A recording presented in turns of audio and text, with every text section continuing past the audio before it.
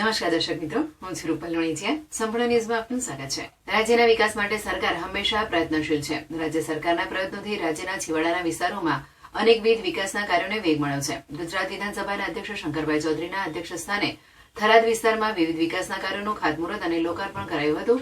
આ પ્રસંગે વાવ થરાદ નવો જિલ્લો જાહેર થતા ગૌસ્વામી સમાજ દ્વારા અધ્યક્ષ શંકરભાઈ ચૌધરીનો સત્કાર સમારોહ યોજાયો હતો. ગૌસ્વામી સમાજના તમામ લોકોએ સરહદી વિસ્તારને નવા જિલ્લાની ભેટ આપવા બદલ દેશના વડાપ્રધાન નરેન્દ્રભાઈ મોદી અને મુખ્યમંત્રી ભૂપેન્દ્રભાઈ પટેલનો વિશેષ આભાર માન્યો હતો.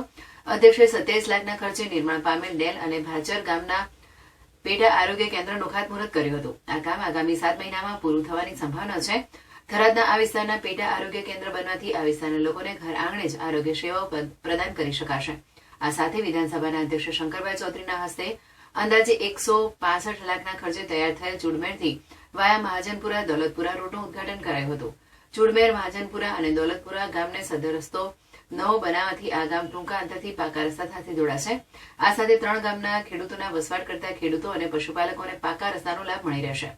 ભાચર ખાતે આયોજિત ખાતમુહૂર્ત લોકાર્પણ કાર્યક્રમમાં અધ્યક્ષે જણાવ્યું હતું કે સૌના સાથ સહકારથી આ વિસ્તારના અનેકવિધ વિકાસના કાર્યો પર ધ્યાન કેન્દ્રિત કરાયું છે.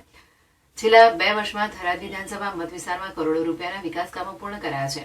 અધ્યક્ષે જણાવ્યું કે લોકોને ઘર આંગણે જ આરોગ્ય સેવા આપી શકાય તે માટે પેટા આરોગ્ય કેન્દ્ર, પીએચસી, સીએચસી સહિત ચાલુ વર્ષે થરાદ ખાતે ડિસ્ટ્રિક્ટ હોસ્પિટલનું પણ લોકાર્પણ કરાશે. આ સાથે તેમણે થરાદ ખાતે આગામી સમયમાં કેન્સર હોસ્પિટલ બનાવવાની પ્રતિબદ્ધતા વ્યક્ત કરી હતી. આ પ્રસંગે પૂર્વ સાંસદ પરબતભાઈ પટેલ, જિલ્લા અગ્રણી કનુભાઈ વ્યાસ, હરચંદજી ઠાકોર, એપીએમસી ચેરમેન શૈલેષભાઈ પટેલ સહિત જિલ્લાના અગ્રણીઓ અને બહોળી સંખ્યામાં ગ્રામજનો ઉપસ્થિત રહ્યા હતા.